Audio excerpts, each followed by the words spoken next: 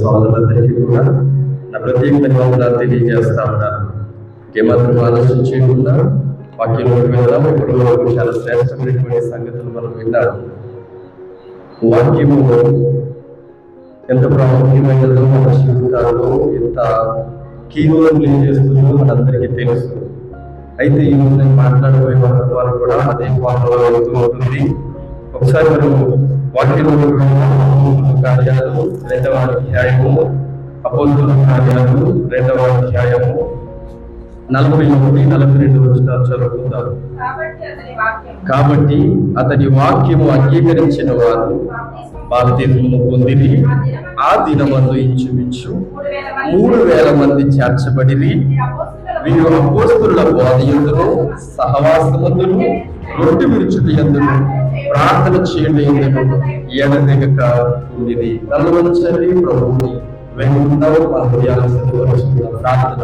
పరిశుద్ధుడైన నమ్మకం కలిగిన మా పరలోకపు తండ్రి, నీ ఘనమైన శ్రేష్ఠ పరిశుద్ధ నామానికి స్తోత్రాలు తండ్రి. ఇంతవరకు నాయన నీ కుమారుని ద్వారా ఎన్నో శ్రేష్టమైన సంగతులు మీరు మాకు నేర్పించారు తండ్రి. ఈ సమయంలో ప్రభువా మేమందరము కూడా నాయన మరొకసారి నీ పాదాలు పట్టుకుని వేడుకుంటున్నాము నాయన. మా అందరితో మీరు మాట్లాడండి నాయన.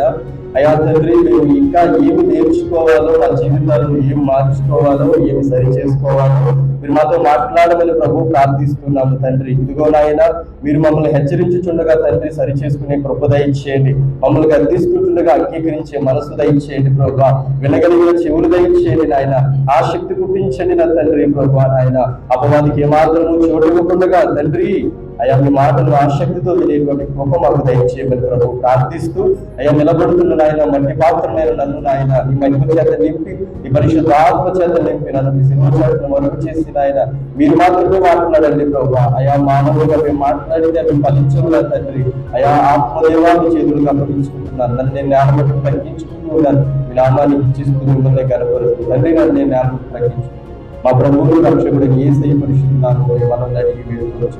కొద్దిగా నమ్ముచున్నాను పరమ తండ్రి. ఆమేన్, ఆమేన్.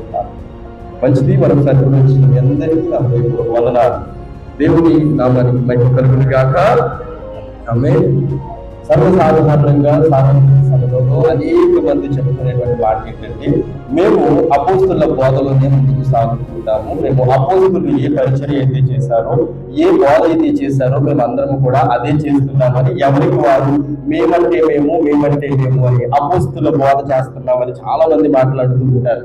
ఈరోజు అపోస్తలుల బోధ అనేది ఏదో నామమాత్రంగా ఒక వాడుక పదంగా మారిపోయింది. కానీ ప్రారంభ సంఘంలో అపోస్తలుల బోధ ఎలా ఉంది, ఇప్పుడు మనం చూస్తున్నటువంటి అపోస్తలుల బోధ ఎలా ఉంది అని మనం ఆలోచన చేయగలిగితే కనుక చాలా వ్యత్యాసం కనపడుతుంది. మనకి ఈరోజు మాది సత్యం అంటే మాది, మాది సత్యం అంటే మాది, మాది సత్యం అంటే మాది అని ఎంతో మంది వాగ్వాదాలు చేసుకుంటున్నట్లుగా మనకి కనబడుతూ ఉంది. అయితే ఎవరి వాగ్వాదం ఎలాంటిదో మనకి ఎందుకు అర్థం కావడం లేదు, మనం ఎందుకు అర్థం చేసుకోలేకపోతున్నాము, ఎవరు ఏం మాట్లాడుతున్నారో మనకి ఎందుకు తెలియట్లేదు అని అంటే అసలు అపోస్తలుల బోధ ఏంటో మనకు అర్థం కాలేదు. అసలు బైబిల్లో అపోస్తలుల బోధ అంటే ఏంటి, వారి బోధ ఎలా ఉండేది, వారి యొక్క ప్రసంగాలు ఏంటి, వారు దేని గురించి బోధించేవారు, వారు ఏం మాట్లాడేవారు మనకి తెలియక ఈరోజు ఎవరైతే చెప్పినా మనం ఏం చేస్తున్నాము, గుడ్డిగా నమ్మేస్తున్నాము, గుడ్డిగా వెంబడించేస్తా ఉన్నాము. ఈరోజు ఒకడు వచ్చి నిన్నక బ్రదర్ జ్ఞాపకం చేశాడు. ఒకడు వచ్చి అంటున్నాడు, చెప్పండి అన్నకు మరణమే లేదు అంటున్నాడు. అన్నకు మరణమే లేదంట. ఎందుకు? హనోకు దేవునితో కూడా నడిచి వెళ్ళిపోయాడు, దేవుడు ఆయన కొనిపోయాడు అనేటువంటి మాట మనకు కనబడుతుంది. అదేంటి, ఇప్పుడు హనోకు నడిచి వెళ్ళిపోయాడు, సరే హనోకు నడిచి వెళ్ళిపోయాడు కాబట్టి మనము కూడా దేవుని రాకడిచ్చేంత వరకు నడుస్తూనే ఉండగలుగుతామా? భక్తులతో పోల్చుకునేంత ప్రవర్తన మనకుందా? ఈరోజు వాక్యం మీద కనీస అవగాహన లేకపోవడం వల్ల ఎవరు ఏదో చెప్పినా గుడ్డిగా నమ్మేస్తా ఉన్నాము. ఆ సహోదరుడు యవనస్తుడే, మాలాగే యవనస్తుడే. ఆ యవనస్తుడు మాట్లాడుతూ అంటున్నాడు, చెప్పండి ఎవరు అడిగినా చెప్పండి మా పాస్టర్లు చనిపోవడం.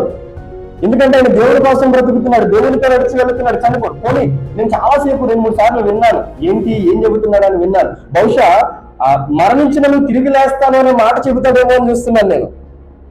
మరణించిన తిరిగి లేచేటువంటి అవకాశం మనకు ఉంది.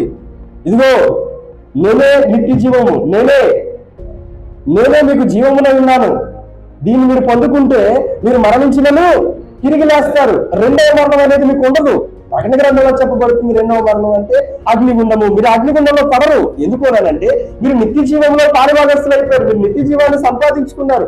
ఎవరైతే ఆయనలోనికి వచ్చి ఆయన అంగీకరించి మారు మనసు పొంది బాప్తిస్మం పొందుతారో వీరందరూ కూడా మరణంలో నుండి నిత్య జీవంలోనికి అడుగుపెట్టినవారు. వీరందరూ కూడా బ్రతికినంత కాలం ప్రభు కొరకు బ్రతికితే మరణించిన తర్వాత మరలా సమాధి చేయబడినప్పటికీ తిరిగి లేస్తామనే నిరీక్షణతో బ్రతుకుతున్నాం. పేతురు అంటాడు, మనం నూతన ఆకాశము నూతన భూమి కొరకు ఎదురు చూచుచున్నాము అంటాడు. కానీ ఈ విధంగా ఆయన చెప్తాడేమో అని చూస్తే అన్న చావడం. ఈ బోధ ఎలాంటి బోధ? అబద్ధ బోధ. కింద వారందరూ కూడా ఆమెన్ చెప్తూ మనకు కనబడతా ఉన్నారు. ఎందుకు అలా గుడ్డిగా ఆమెన్ ఆయనకు ఒత్తాసు పలుకుతా ఉన్నారు అని అంటే అసలు బైబిల్ ఏం చెప్తుంది అనేటువంటి అవగాహన ఈరోజు మనకి చాలా మందికి ఉండట్లేదు. ఈరోజు మనం నేర్చుకోవాల్సిన విషయం ఏంటంటే అసలు బైబిల్లో ఏమి చెప్పబడిందో మనకు అర్థం కాకపోతే, మనం అర్థం చేసుకోలేకపోతే, కనీసం దాన్ని అవగాహన చేసుకోకపోతే ఎవరు ఏది చెప్పినా మనం గుడ్డిగానే నమ్మేస్తాం. ఇక్కడ నిలబడి ఎవరు ఏది మాట్లాడినా గుడ్డిగా నమ్మేస్తాం. నేను మా సంఘానికి చెప్పినా, ఎక్కడ వాక్యం చెప్పినా ఒకటే చెబుతాను, ఇక్కడ చెప్పిన ప్రతిదీ సత్యం కాదు. ప్రతిదీ మీరు అంగీకరించాల్సిన అవసరం లేదు. మీరు ఎప్పుడు అంగీకరించాలి?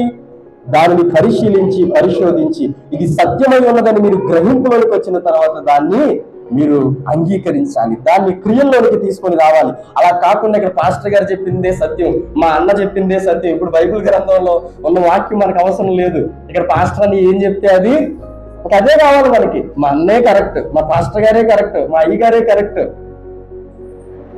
ఇక్కడ ఎవరు నిలబడి చెబుతున్నారో వారిది కరెక్ట్ కాదు.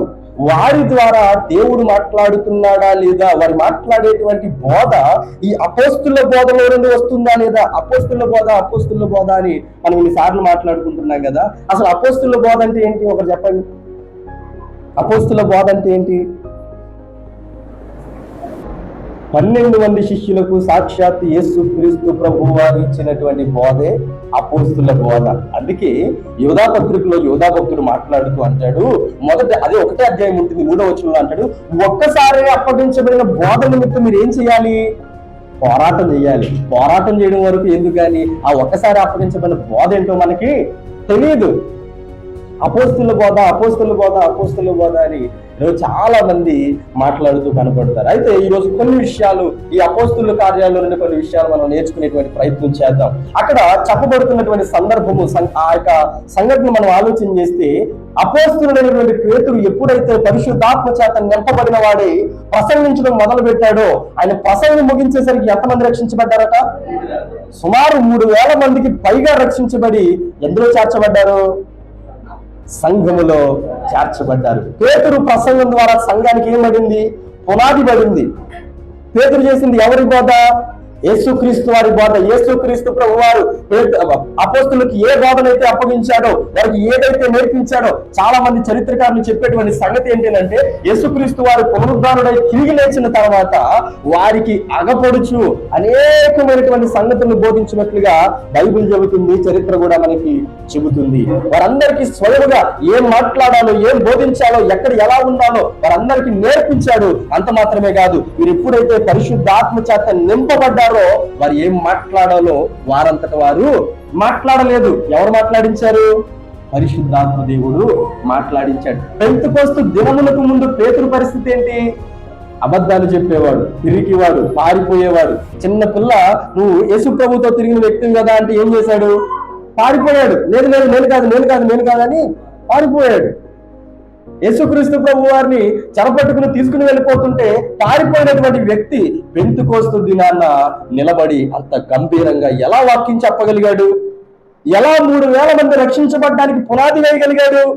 పరిశుద్ధాత్మ చేత నింపబడిన వాడే మాట్లాడాడు. అందుకే పౌలు అంటాడు, నేను మనుషులను సంతోషపెట్టడానికి మాట్లాడట్లేదు, నేను మాట్లాడేది నా సొంత మాటలు కాదు, నా జ్ఞానమును ఉపయోగించి మాట్లాడాలంటే ధర్మశాస్త్రం అంతటిని కూడా వచనం వెంబడి వచనం చెప్పగలిగినటువంటి సామర్థ్యం కలిగిన వాడు పౌలు. ధర్మశాస్త్రం అంతా కూడా వచనం వెంబడి వచనం చెప్పగలిగిన వాడు. ఎందుకంటే గమలీయేలు పాదముల దగ్గర అభ్యాసం చేసినటువంటి వ్యక్తి కదా. పౌలు అంటాడు, నా జ్ఞానము చేత నేను మాట్లాడట్లేదు, పరిశుద్ధాత్మ దేవుడు నాకు ఏదైతే బోధిస్తున్నాడో, నన్ను ఏదైతే మాట్లాడమంటున్నాడో అదే మాట్లాడడానికి ప్రయత్నం చేస్తున్నాను. వినండి, నేను మనుషులను సంతోష పెట్టడానికి చూస్తే నేను క్రీస్తుకు దాసుడను కాకపోదును అని అంటాడు. దేవునికి స్తోత్రం, హల్లెలూయా. అర్థమవుతుందండి? దేవునికి స్తోత్రం.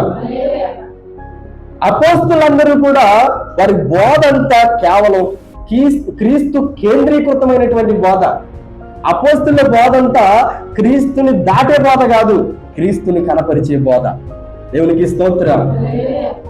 ఈ 3000 మంది సంఘంలో చేర్చబడిన తర్వాత చెప్పబడుతున్నటువంటి మాట ఏంటంటే, చదవండి కింద వచ్చినము 42. వీరు అపోస్తుల బోధయందును సహవాసమందును రొట్టె విరుచుట యందును ప్రార్థన చేయుట యందును ఎడతెగక ఉండిరి. ఈ సంఘంలో చేర్చబడిన వారు ఏ బోధలో ఉన్నారట? అపోస్తుల బోధలో. అపోస్తుల బోధ ఏంటి? ఈరోజు చాలా మంది బోధ ఎలా ఉంటుందనంటే, మీరు యేసయ్యను నమ్మండి, మీకు రోగాలు పోతాయి, మీకు ఆస్తులు వస్తాయి, మీ సమస్యలు పోతాయి, మీ ఇబ్బందులు పోతాయి, మీ ఇరుకులు పోతాయి, యేసు దగ్గరకు వస్తే మీ జీవితాలు మారిపోతాయి. అలా మారిపోతాయి అన్నప్పుడు ఇప్పుడు యేసులో బ్రతుకుతున్న వారు నిందలు అవమానాలు భరించాల్సిన అవసరం లేదుగా. యేసయ్యను నమ్ముకుంటే సమస్యలు పోతాయి అన్నారుగా. యేసయ్యను నమ్ముకుంటే మీకు మంచి ఉద్యోగాలు వస్తాయి, మంచి జాబ్లు వస్తాయి, లేకపోతే మంచి మీ పరిస్థితులన్నీ స్థితిగతులన్నీ మారిపోతాయి అన్నప్పుడు నువ్వు యేసయ్యను నమ్ముకుని ఇంకా పెయింటింగ్ చేసుకుంటున్నావని వాళ్ళు ఎందుకు నిందలు అవమానాలు పడాలి? నువ్వు ఇంకా ఎందుకు ఈ స్థితిలో ఉన్నావని అవమానాలు పడాలి? అంటే యేసయ్య వారి జీవితాలు మార్చలేదా? వారి బ్రతుకులు మార్చలేదా? వారి జీవితాల్లో ఆశీర్వాదం లేదా? మరి వీరు వెంబడిస్తున్న బోధ ఏంటి? వారు చెబుతున్నటువంటి బోధ ఏంటి? ఒకవేళ వారు చెప్పిందే సత్యం అయితే, వారు చెప్పినట్లుగా యేసయ్యలోనికి వస్తే సమస్యలన్నీ పోవాలిగా, కష్టాలన్నీ పోవాలిగా, ఇబ్బందులు ఇరుకులు ఉండకూడదుగా. చూడండి, ఆ బోధ అపోస్తుల బోధ కానీ కాదు. మీరు గమనించండి, అపోస్తుల కార్యము నుండి మీరు ప్రకటన గ్రంథం వరకు చూడండి, శరీర సంబంధమైనటువంటి ఆశీర్వాదాల గురించినటువంటి ప్రస్తావన కనపడదు. మీరు ఇంటికి వెళ్ళిన తర్వాత పరిశీలన చేసుకోండి, జల్లెడ వేయండి. ఎక్కడైనా అపోస్తులు ఆత్మ సంబంధులుగా మాట్లాడారా, శరీర సంబంధులుగా మాట్లాడారో ఒకసారి ఆలోచించే ప్రయత్నం చేయండి. కానీ నేడున్నటువంటి అపోస్తులు బోధ చేస్తున్నామన్న సేవకులు దేని గురించి మాట్లాడుతున్నారు? శరీర సంబంధమైనటువంటి, ప్రకృతి సంబంధమైనటువంటి ఆశీర్వాదాల కోసం మాట్లాడుతున్నారు. చూడండి, ఈ ప్రకృతి సంబంధమైనటువంటి బోధ వింటున్న వారి యొక్క ప్రవర్తన ఎలా మారుతుంది అని అంటే, నేను చాలా మందిని గమనించాను. మా ఒక సహోదరుడు ఉన్నాడు, ప్రభు అంటే చాలా ఆసక్తి, కానీ ఆయన విన్న బోధ ఎలాంటిదంటే, మీరు దేవుని కోసం ఏం చేసినా దేవుడు మిమ్మల్ని విడిచిపెట్టడు, మీరు దేవుని కోసం 10 రూపాయలు ఇస్తే దేవుడు మీకు 100 రూపాయలు ఇస్తాడు అని ఇలాంటి బోధ వింటా ఉన్నారు. దేవుడు ఎక్కడైనా అప్పులు చేసి మీటింగ్లు పెట్టమన్నాడా? దేవుడు ఎక్కడైనా మిమ్మల్ని మీరు నలగొట్టుకుని నా పని చేయమని చెప్పాడా? అంటే మీరు తినడానికి తిండి లేకపోయినా నా పని చేయమని చెప్పాడా?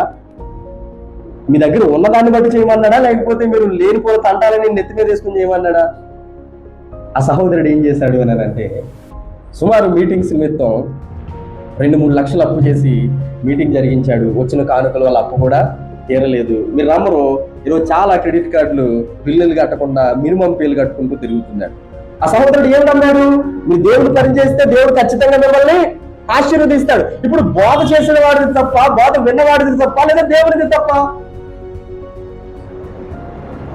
వారిద్దరూ తప్పే. దేవుని యొక్క వాక్యం ఎప్పుడు మారదు. అలాగని ఇప్పుడు బ్రదర్ మీరు ఎలా మాట్లాడుతున్నారు, దేవుడు ఆశీర్వదించడా, దేవుడు మనకు మేలులు చేయడా అని అంటే, దేవుడు చేసినటువంటి మేలులు ఎలా ఉంటాయి అని అంటే, కీర్తనకాడు అంటాడు కదా, నీ మేలును నేను తలంచుకొని చావి నా ఊహలకు అందవు నాకు అర్థం కాదయ్యా నువ్వు చేసే కార్యాలు చూస్తుంటే అంటాడు. ఒక కీర్తనలో దేవుణ్ణి ప్రశ్నిస్తూ మొదలు పెడతాడు, స్తుతిస్తూ ముగిస్తాడు. భక్తులందరినీ చూడండి, భక్తుల జీవితాలు ఎవరి జీవితాల్లో కూడా శరీర సంబంధమైనటువంటి సుఖాల కొరకు వాడు చూడలేదు, ఆత్మ సంబంధమైనటువంటి జీవితాలు కలిగిన వారిగా మనకు కనబడతాడు. అపోస్తుల బోధ అని చెబుతున్న వీరు ఏంటంటే శరీర సంబంధమైనటువంటి విశ్వాసులుగానే మార్చేస్తా ఉన్నారు. అపోస్తుల బోధ ఏంటి? యేసుక్రీస్తు ప్రభు ఎందుకు ఈ లోకానికి వచ్చాడు, యేసుక్రీస్తు ప్రభు ఎందుకు మన కొరకు ప్రాణం పెట్టాడు, యేసుక్రీస్తు ప్రభు ఎందుకు తిరిగి లేచాడు, యేసుక్రీస్తు ప్రభు ఎందుకు పునరుద్ధానుడే వెళ్ళిపోయాడు, యేసుక్రీస్తు ప్రభు మరలా తిరిగి ఎందుకు రాబోతూ ఉన్నాడు. ఇది అపోస్తుల బోధ. అపోస్తుల బోధ అంతా కూడా క్రీస్తు చుట్టూనే తిరుగుతుంది, దేవుని చుట్టూనే తిరుగుతుంది.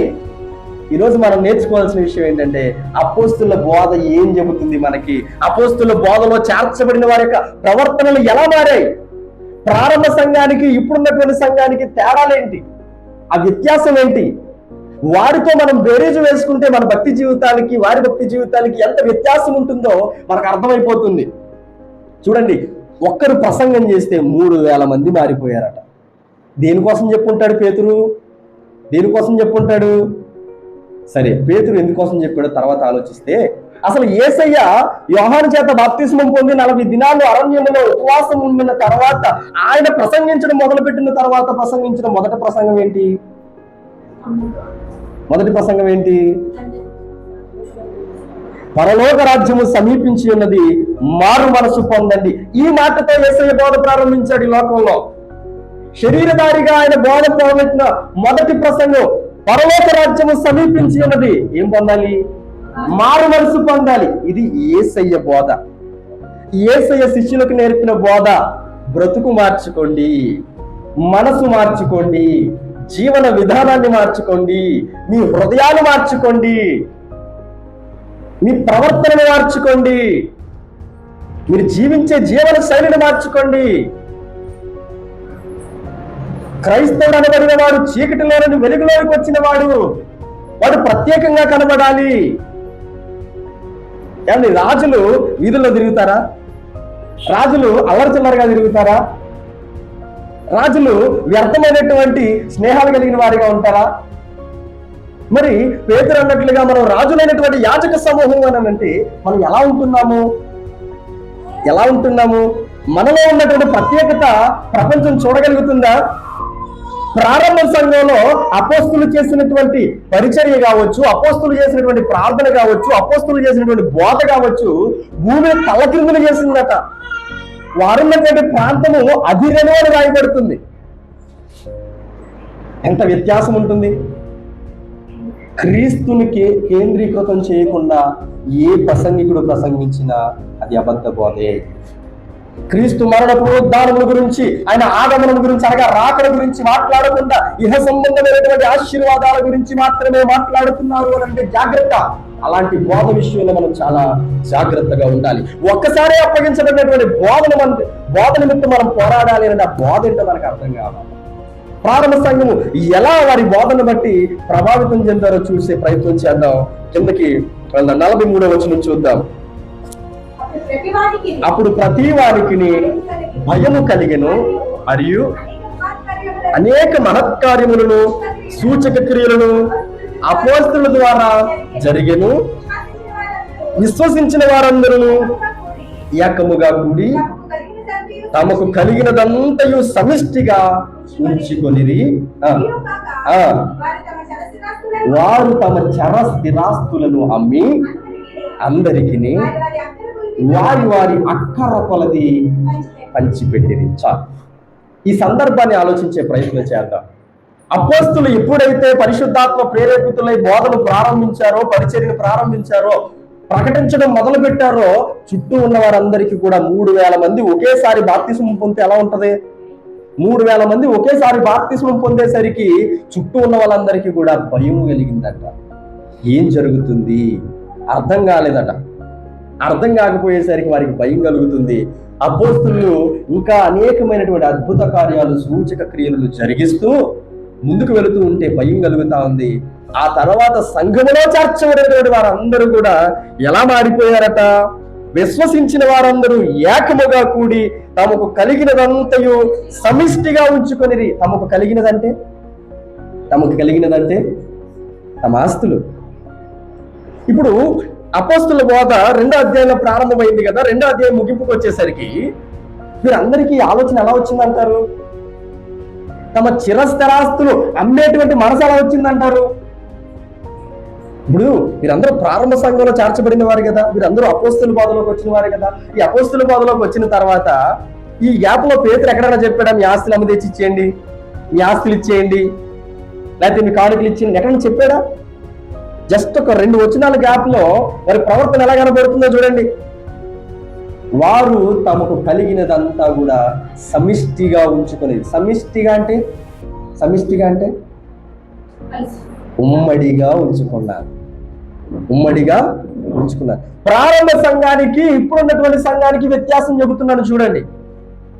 ప్రారంభ సంఘము తమకు కలిగినదంతా కూడా సమానంగా ఉంచుకున్నారు. సమిష్టిగా అంటే ఉమ్మడిగా ఉంచుకున్నారు. ప్రారంభ సంఘంలో ఎవరు ఎవరిని ప్రలోభ పెట్టలేదు, ఎవరు ఎవరిని ప్రేరేపించలేదు. ప్రభుకి ఇవ్వండి, ప్రభు మిమ్మల్ని ఆశీర్వదిస్తాడు ఎవరు చెప్పలేదు.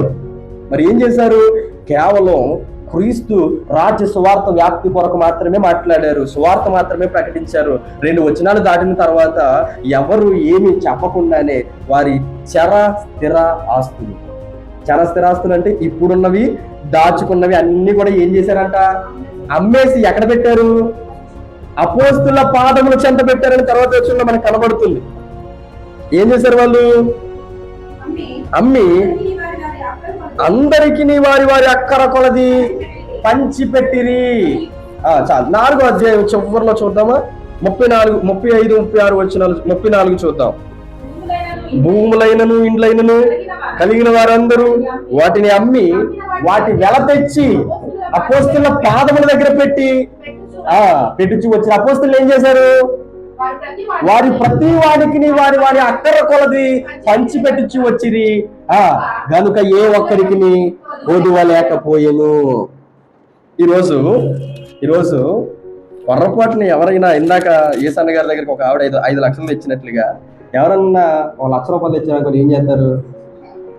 ఇచ్చిన సంగతి కూడా బయటికి చెప్పరు. ప్రారంభ సంఘానికి, ప్రారంభ అపోస్తులకు, ఇప్పుడు అపోస్తులు మనం చెప్పుకుంటున్న వారికి చాలా వ్యత్యాసం ఉంది. ప్రారంభ సంఘానికి ఎవరు చెప్పారు అపోస్తుల పాదాల దగ్గర పెట్టమని? మీ ఆస్తులు అమ్మేమని ఎవరు చెప్పారు? మీకు విషయం చెప్పమంటారా? తండ్రి అయిన దేవునికి కుమారుని మనకి ఇచ్చేయాలని ఎవరు చెప్పారు? ఎలా అనిపించి ఉంటది? ఆయన మన కొరకు యేసయ్యని త్యాగం చేశాడా లేదా? ఇచ్చేటువంటి మనసు ఎవరిది? దేవుని మనసు ఏంటి? ఇచ్చేటువంటి మనసు. వారు ఎప్పుడైతే పేతురు ప్రసంగం చేయగా యేసుక్రీస్తు ప్రభువారిని సొంత రక్షకునిగా అంగీకరించారో, పాపపూరితమైనటువంటి ఈ దేహాలు దేవాలయాలుగా ఎప్పుడైతే మార్చబడ్డాయో, ఈ దేహంలోకి ఎవరు వచ్చారు? పరిశుద్ధాత్మ దేవుడు అడుగుపెట్టాడు. పరిశుద్ధాత్మ దేవుడు అడుగుపెట్టిన తర్వాత ఈ దేహం అంతా ఎవరి ఆధీనంలో ఉంటుంది? దేవుని యొక్క గుణగణాల్లో ఒక లక్షణం ఏంటి? ఇవ్వడం. ఎవరు చెప్పకుండానే అపోస్తుల పాదాల దగ్గర ఇండ్లు భూములు అన్ని అమ్మి పాదాల దగ్గర పెట్టారంటే ఎలా పెట్టగలిగారు? వారిలో ఉన్న పరిశుద్ధాత్మ దేవుడు చెబుతా ఉన్నాడు, సంఘములో చేర్చబడిన తర్వాత పేద ధనిక, చిన్న పెద్ద, రంగు తారతమ్యాలు ఏమీ లేవు. ఇప్పుడు ఉదాహరణకు నా దగ్గర ఒక 5 లక్షలు ఉన్నాయనుకోండి. 5 లక్షలు ఉన్నప్పుడు ఈ 5 లక్షలు నా దగ్గరే ఉన్నాయి, నాకు ఇవ్వగలిగిన సామర్థ్యం ఉంది. ఇక్కడ ఇందులో చాలా మంది లేని వారు ఉంటారు. తిండికి కూడా ఒక పూట పనికి వెళితేనే కానీ తిండి లేనటువంటి పరిస్థితుల్లో ఉన్నవారు ఉంటారు. అలాంటి వారిని నేను చూస్తూ ఉన్నాను. నేను క్రైస్తవునే, నేను బోధకుని నేను చెప్పుకుంటున్నాను. నేను ఉదాహరణకి నేను అపోస్తులనే, పంపబడిన వాడిని అని చెప్పుకుంటున్నాను. నా దగ్గర ఇవ్వగలిగిన సామర్థ్యం ఉంది, నా దగ్గర సమృద్ధిగా ఉంది, కానీ నేను ఇవ్వట్లేదు. ఇప్పుడు నేనేం చేస్తున్నాను? కేవలం ప్రకటించి నన్ను నేను మోసం చేసుకుంటూ ఏం చేస్తున్నాను? ఆ డబ్బుకి విలాసవంతమైనటువంటి జీవితాన్ని జీవించడానికి ఇష్టపడుతున్నాను. ఒకవేళ ప్రారంభ అపోస్తులు ఏం చేశారు? మనం ఆలోచిస్తే వారు ఏం చేశారు? దానిని ఏం చేశారంట? వాని అక్కర కొలది. ఇప్పుడు అందరూ వచ్చేసారండి, సుమారు 3000 మందికి పైగానే వచ్చేసారు. ఈ 4వ అధ్యాయానికి వచ్చేసరికి ఇంకా ఎక్కువ మంది వచ్చేసి ఉంటారు. ఇప్పుడు అందులో చాలా మంది సంపన్నులు ఉండుంటారు. అప్పుడు ఉన్నటువంటి అలవాటు ప్రకారం పెంతెకొస్తు పండగకి అందరూ ఏం చేసేవారు? యెరూషలేము ప్రాంతానికి వచ్చేసేవారు అందరూ కూడా. అందులో వ్యాపారస్తులు ఉన్నారు, డబ్బు సంపాదించిన వారు, ధనికులు ఉన్నారు, పేదలు ఉన్నారు. డబ్బు ఉన్నవాడు మంచి దహన బలి అర్పించేవాడు దేవునికి, డబ్బు లేనివాడు ఏ పౌరాన్నో లేకపోతే ఏ చిన్న గొర్రె పిల్లలో బలి ఇచ్చేవాడు. అన్ని తెగల వాళ్ళు ఉన్నారు. ఇప్పుడు సంఘంలో చేర్చుకునే వారు డబ్బు ఉన్న వాళ్ళు ఉన్నారు, డబ్బు లేని వాళ్ళు ఉన్నారు. అయితే ఈ డబ్బున్న వాళ్ళందరూ కూడా ఎప్పుడైతే వారికి మారు మనసు వచ్చిందో, క్రీస్తులోనికి వచ్చిన తర్వాత వారికి ఏమొచ్చింది? వారి మనసు మారిందో, వారి బ్రతుకు మారిందో, వారిలో ఉన్న పరిశుద్ధాత్మ దేవుడు ప్రేరేపిస్తా ఉన్నాడు.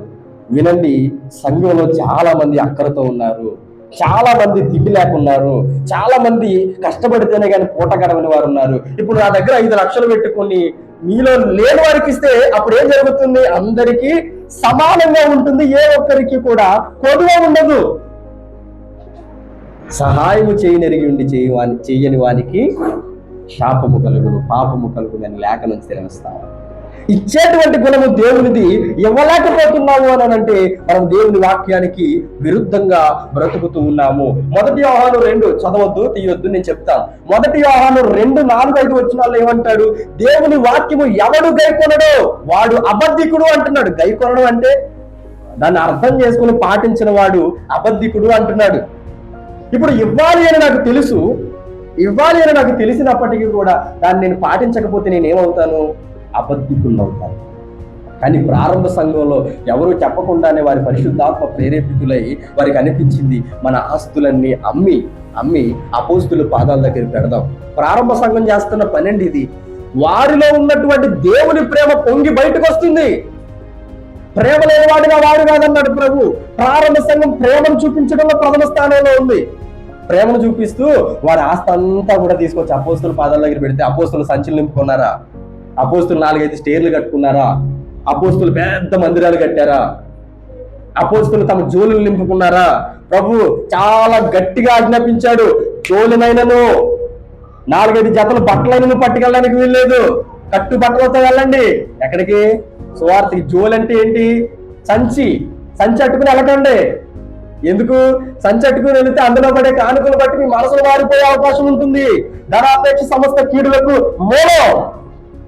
ధనం మన చేతిలో పడతా ఉంటే, ఉదాహరణకి యోధా భక్తుడు ఉన్నాడండి, ఇస్కరియోతు యోధా. 12 మంది శిష్యుల్లో ఒకటిగా చేర్చబడ్డాడు.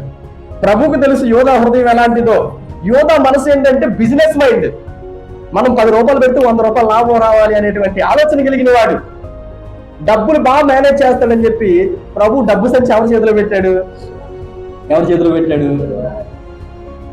ప్రసంగం వినడానికి వచ్చిన వాళ్ళందరూ కూడా పరిచర్య నిమిత్తం కానుకలు ఇస్తా ఉంటే ఈ కానుకలన్నీ తెచ్చి యోధాకు అప్పచెప్పేవారంట శిష్యులు. యోధాకు అప్పచెప్తా ఉంటే యోధా ఏం చేసేవాడు అంటే వచ్చిన దాంట్లో చేతికి దొరికినంతా తన పర్సనల్ చెక్కలో వేసుకునేవాడట. యోధా నాశనం అయిపోవడానికి కారణం ఏంటి? ధనాపేక్ష సమస్త కీడులకు మూలం. అపోస్తులు ఏం చేశారు? వారికి ఇవ్వబడినటువంటి ఆ డబ్బులన్నీ తీసుకొచ్చి ఇచ్చారు కదా, పాదాల దగ్గర పెట్టారు కదా. ఇందులో 10,000 వస్తే ఒక 1,000 రూపాయలు ఖర్చు పెట్టి 9,000 తినేద్దామని మైండ్ ఎవరికి లేదు అక్కడ. ఎందుకంటే వారికి తెలుసు ఇదంతా కూడా ఒక్క క్షణంలో మాయమైపోయేటువంటిది. కంటికి కనబడేది ఏది కూడా శాశ్వతమైనది కాదు. కంటికి కనబడనదే శాశ్వతమైనది. అది దేవుని రాజ్యం అని గుర్తెరిగారు కాబట్టి లోక సంబంధమైన వాటి మీద వారు దృష్టి పెట్టలేదు. వారి దగ్గరికి ఆస్తులు తీసుకుని రాగానే వారి అక్కర కొలది. సంఘంలో అక్కర్లు ఉంటాయి, సంఘంలో పేదవాళ్ళు ఉంటారు, తిండి లేని వారు ఉంటారు, చాలా కష్టాల్లో ఉన్నవారు ఉంటారు. ఏమండి, దేవుడు మనకు నేర్పించింది ఏంటంటే పంచి పెట్టడం నేర్పించాడు. బైబిల్ మనకు నేర్పించే సత్యం ఏంటంటే నీ దగ్గర 2 అంగీలు ఉంటే ఒకటి ఇచ్చే, 2 రొట్టెలు ఉంటే ఒక రొట్టె ఇచ్చే. మరి నాకు రేపటికి ఉంటుంది కదా ప్రభు అంటే, లేదు, ఇప్పుడు నువ్వు నీ దగ్గర ఉన్నది నీ సహోదరుడికి ఇవ్వాలంతే. ప్రభు చెప్పిన సత్యం ఇది. అపోస్తులు ఆ మాటను పట్టుకొని మన దగ్గర ఇప్పుడు ఇంత ధనం ఉంది కదా, ఈ ధనం అంతా లేని వాళ్ళకి పంచి పెట్టాలి. అప్పుడు ఒక అద్భుతమైన మాట అన్నాడు కదా, వారిలో ఏ ఒక్కరికి కొదువ లేదు. బైబిల్ గ్రంథము అపోస్తుల బోధ మనకి ఏమి నేర్పిస్తుంది అని అంటే, తన దగ్గర ఉన్నవాడు లేని వాడికి ఇవ్వడం మొదలు పెడితే పేదవాడే ఉండడు అనేటువంటి సత్యాన్ని బైబిల్ ఎప్పుడో చెప్పింది మనకి. ఈరోజు అనేక మంది ధనవంతులు ఉన్నారు, కానీ ఇచ్చే మనసు చాలా కొద్ది మందికే ఉంటుంది. కోల్గేట్ అనేటువంటి ఒక వ్యక్తి తన కంపెనీ అంతటిలో కూడా 90% పేదలకు వెళ్ళిపోద్దంట, 10% మాత్రమే తీసుకుంటాడంట. దేవుని మనసు కలిగిన వారి యొక్క విధానం ఎలా ఉంటుంది అని అంటే, లేని వారికి ఇవ్వాలి. ఈరోజు మన ఈ పరిసర ప్రాంతాల్లో ఇన్ని మిషనరీ పరిచర్యలు, ఈరోజు ఇన్ని సంఘాలు రావడానికి కారణం ఏంటంటారు? ఇంతమంది, అనేక మందిరాలు మనకు కనబడుతున్నాయి కదా, అనేక సంస్థలు మనకు కనబడుతున్నాయి కదా, చాలా మిషనరీలు మనకు కనబడుతున్నాయి కదా. రామచంద్రపురంలో TLM అనేటువంటి ఒక మిషనరీ సంస్థ మనకు కనబడుతుంది. అది ఎవరో ఆక్రమించడానికి ప్రయత్నం చేస్తున్నారు, ఆక్రమించినట్లు కూడా తెలుస్తుంది. అక్కడ అది లెపర్స్ కాలనీ రామచంద్రపురంలో.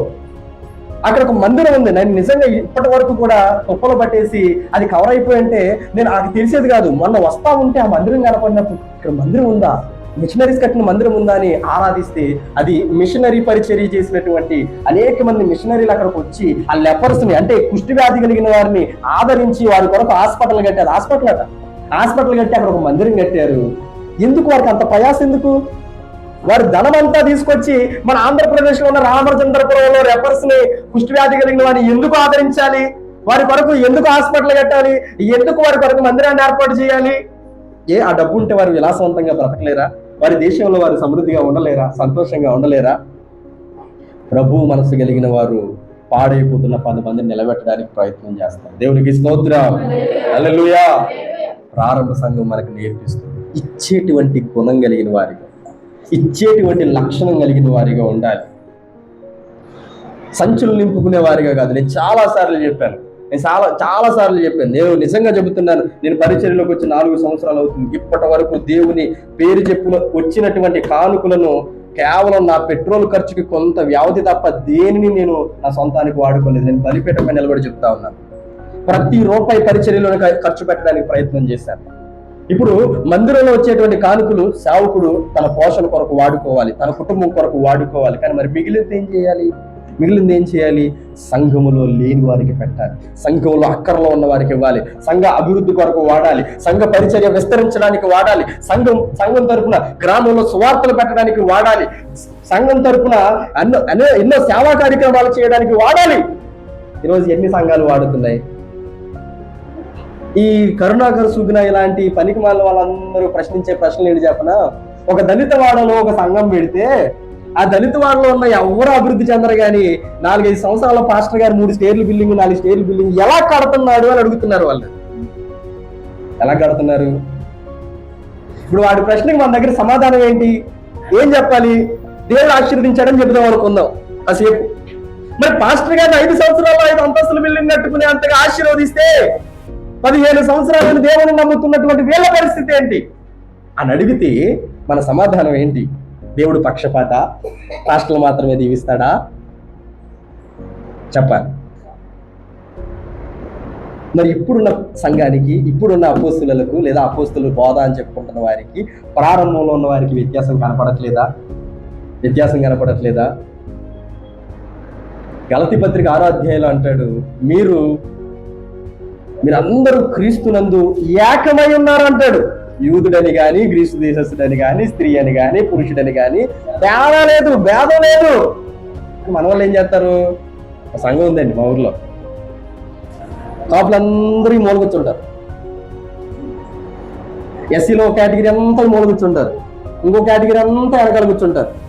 మీకేం అర్థం అవుతుంది? ఇక్కడ వేరియేషన్ కనపడుతుందా? బైబిల్ ఏం చెప్తుంది?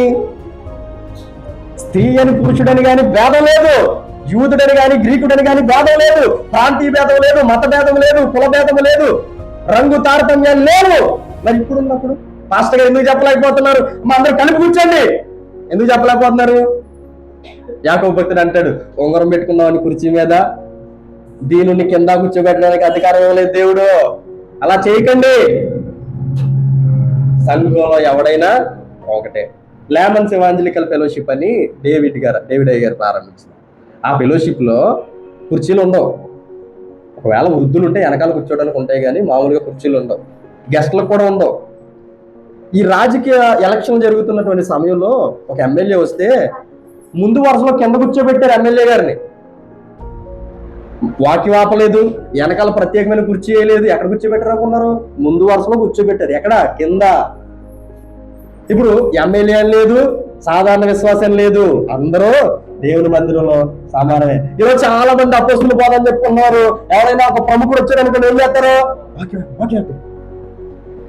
ఇక్కడ ఎవరు మాట్లాడుతున్నారు? నిలబడుతున్నటువంటి సేవకునిలో నుండి ఎవరు మాట్లాడతారు? మరి ఎవరిని ఆపేస్తున్నాం మనం? దేవుణ్ణి ఆపేస్తాం.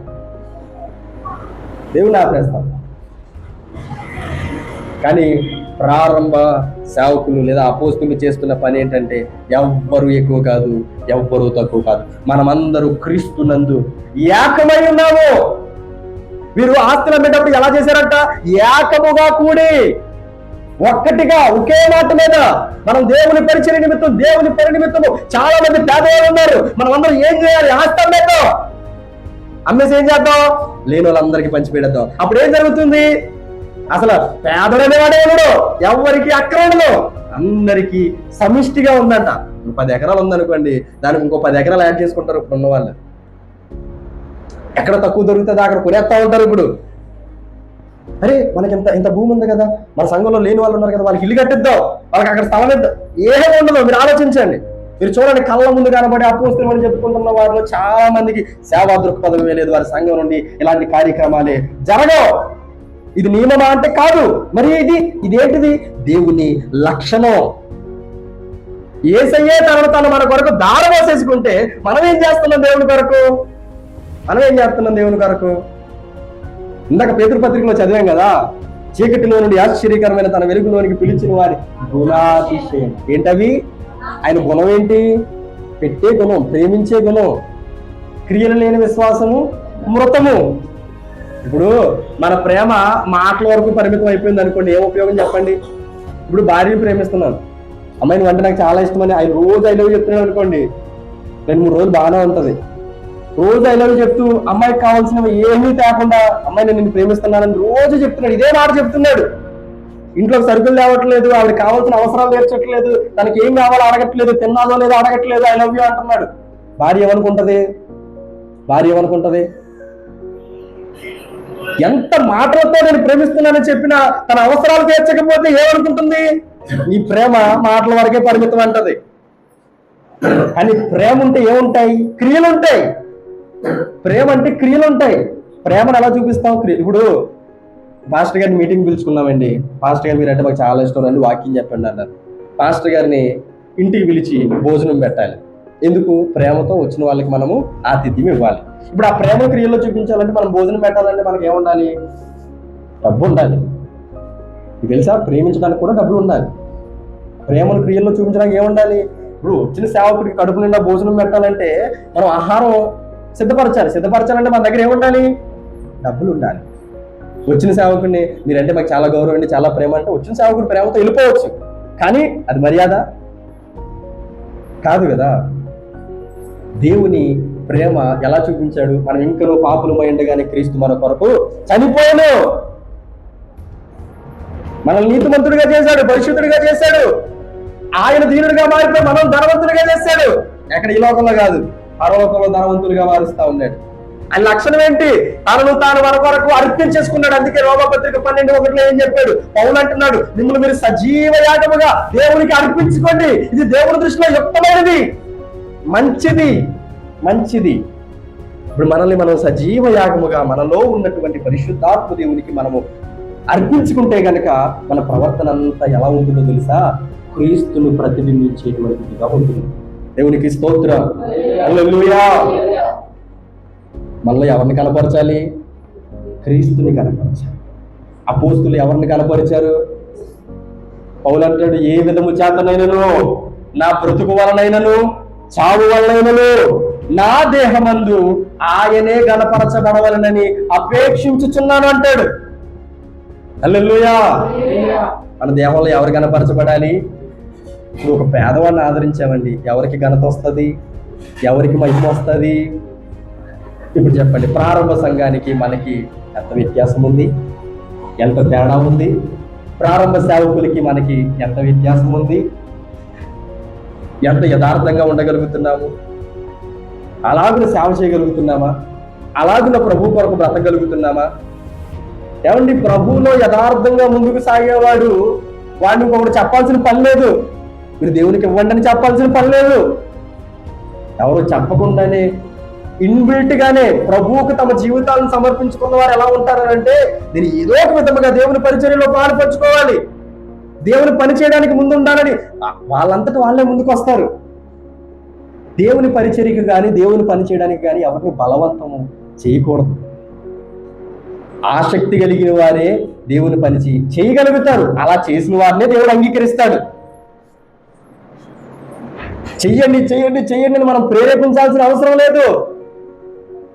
మొదట నా నీతిని, నా రాజ్యాన్ని వెతకండి అని ప్రభువు చెప్పినటువంటి మాట వారికి అర్థమైతే, దేవుని రాజ్య వ్యాప్తిలో ఎవరు చెప్పకుండానే నా పని దేవుడు చూసుకుంటున్నాడు, దేవుని పని నేను చేస్తాననేటువంటి భారం ఇన్బిల్ట్ గానే మనలోకి వచ్చేస్తుంది. మారు మనసు పొందిన వారికి వచ్చేస్తుంది. మారు మనసు పొందండి అని చెబుతున్నారు కదా అపోస్తులు. మారు మనసు అంటే ఏంటి? ఆయన అంటున్నాడు, మీ మనసును తీసి పక్కన పెట్టి క్రీస్తునకు కలిగిన మనసు మీరు ధరించుకోండి. పాత మానవ ఆదాము స్వభావాన్ని విడిచిపెట్టండి, నూతనమైనటువంటి క్రీస్తు స్వభావమును ధరించుకోండి. ఇది సువార్త. ఆదాము వల్ల మనం అందరం కూడా పాపులుగా మార్చబడ్డాము. కడపటి ఆదాము అయినటువంటి యేసుక్రీస్తు వల్ల మనం అందరము నీతిమంతులుగాను పరిశుద్ధులుగా మార్చబడ్డాము. వాక్యం చెబుతుంది, సువార్త చెబుతుంది, పాత ఆదాము స్వభావాన్ని విడిచిపెట్టండి. ఇంతకు ముందున్నట్టు కాక ఆయన గుణాతిశయాన్ని ప్రచురం చేయడానికి మనం ఎలా మార్చబడ్డామట? యాజక సమూహము, రాజులైన వంశము. ప్రధాన యాజకుడు ఎవరు? యేసయ్య. ప్రధాన కాపరి ఆయన. రాజులకు రాజు ఎవరు? యేసయ్య. మనల్ని ఎలా చేశాడు? రాజవంశంగా చేశాడు. మీరు రాజులైన యాజక సమూహం అన్నాడు. ఆయన ఎవరు? మనం అందరం రాజులైన యాజక సమూహం అయితే మనందరికీ రారాజు ఆయన. ఆయన బిడ్డలమని చెప్పుకుంటున్న మనలో క్రీస్తు కనపడుతున్నాడా? క్రీస్తు కనపడుతున్నాడా? ప్రారంభ సంఘాన్ని బట్టి మనం బేరీజు వేసుకోవాల్సినటువంటి విషయం సంగతి ఏంటి అంటే, ప్రారంభ సంఘము ఎలా అయితే దేవునికి ప్రథమ స్థానం ఇచ్చిందో, దేవుని మాటను తూచా తప్పకుండా పాటించిందో, దేవుని వలె ఇవ్వడానికి ముందుకు వచ్చిందో, మనము కూడా ఏమండి ఒక విషయం చెప్పి నేను ముగిస్తాను. మొన్నటి దినాన్న నేను ఆరాధనకు వెళుతున్నటువంటి సమయంలో నా జేబులో 20 రూపాయలు ఉన్నాయి. నాకు టీ తాగే అలవాటు ఉంది. టీ తాగడానికని 10 రూపాయలు ఉంటే టీ తాగడానికని ఆగాను. ఆ 10 రూపాయలు టీకి ఇస్తా ఉన్న సమయంలో ఒక ముసలావిడ నాకు కనిపించినప్పుడు దగ్గర ఏమి లేవు అని చెప్పి టీ తీసుకున్నాను, తాగేశాను. మరి మనలో ఒక ఆయన ఉంటాడు కదా, పరిశుద్ధాత్మ దేవుడు ఉంటాడు కదా. తాగేసి ముందుకు వెళ్ళిపోతున్నాను. సుమారు ద్రాక్షారం వంతెన వరకు వెళ్ళిపోయాను. వెళ్ళిపోయిన తర్వాత పరిశుద్ధాత్మ దేవుడు అంటాడు, జాయ్ నువ్వేం చేసావు అని అడుగుతున్నాడు ఆయన నన్ను. నాకు అసలు ఒక్కసారిగా ఏం అర్థం కాలే. అరే నేనేంటి ఇలా చేశాను? ఆ 10 రూపాయలు ఆవిడకి ఇస్తే బహుశా ఆవిడ ఏమైనా తినేదేమో, లేదా ఆవిడకి భోజనం కొనుక్కోవడం ఉన్న డబ్బుల్లో ఇది సహాయపడేదేమో అనే ఆలోచన రాగానే నా బ్యాగ్లో ఎక్కడో ఒక మూల డబ్బులు ఉంటాయి. నేను ఏం చేశానంటే వెంటనే ఆగి నా బ్యాగ్ జిప్పులన్నీ తీయగా ఒక 10 రూపాయల కాయిన్ నాకు కనిపించింది. వెంటనే వెనక్కి వెళ్ళి ఆవిడ ఎక్కడుందో వెతుక్కుని ఆవిడకి ఇచ్చి వచ్చిన తర్వాత కానీ నేను మనశ్శాంతిగా ఉండలేకపోయాను. ఎందుకు ఈ మాట చెబుతున్నాను అంటే, పరిశుద్ధాత్మ చేత నడిపించబడుతున్నామని మనకు ఎప్పుడు అర్థమవుతుంది అని అంటే ఇలాంటి సందర్భాల్లోనే అర్థమవుతుంది. అందుకే పరిశుద్ధాత్మను దుఃఖపరచకండి అంటాడు పౌలు. పరిశుద్ధాత్మకు వ్యతిరేకంగా పాపం చేయకండి అంటాడు. ఆత్మానుసారంగా నడుచుకున్నప్పుడు మీరు శరీరేచ్ఛను నెరవేర్చండి. శరీరేచ్ఛ ఏంటి? నా శరీరాన్ని సుఖపెట్టుకోవడానికి నాకు హెడేక్ తగ్గడానికి టీ తాగేశాను, నా సుఖం చూసుకున్నాను. ఇప్పుడు ఆ 10 రూపాయల భేద విధానానికి ఇస్తే ఏమవుతుంది? సహాయపడుతుందా లేదా? దేవుని మనసు కలిగిన వారు ఇలాగున దేవుని చేత నడిపింపబడతారు. మనం ఇచ్చిన 10 రూపాయలు గొప్ప ఏం కాదు, కానీ ఆ ఇచ్చిన చిన్న దాంట్లో ఆవిడ చాలా ఆనందపడ్డారు. ఈరోజు మన దగ్గర ఉన్నది ఇవ్వగలిగిన సామర్థ్యం ఉండి కూడా మనం ఇవ్వలేకపోతే దేవుడు ఒకరోజు లెక్కడుంటారు. సందర్భం చెప్పి ముగిస్తాను. కయ్యను ఏబేలును చంపేస్తే దేవుడు వచ్చి కయ్యనుతో ఏమన్నాడు? కయ్యను నీ తమ్ముడు ఎక్కడా? దేవునికి తెలీదా ఎక్కడున్నాడో? ఏబేలు ఏమైపోయాడు దేవునికి తెలీదా? ఏబేలు రక్తం దేవునితో మొరపెట్టట్లేదా? మొరపెడుతుందిగా. కానీ కయ్యను ఏమడుగుతున్నాడు? కయ్యను నీ తమ్ముడు ఎక్కడా? ఎలా అంటున్నాను ఈ దినము, జాయ్ నీ చుట్టుపక్కల ఉన్న వాళ్ళ పరిస్థితి ఏంటి? వాక్యం తెలియకుండా నీ స్నేహితుల్లో ఉన్న వాళ్ళ పరిస్థితి ఏంటి? ఎంతో మంది నశించిపోతున్నారు.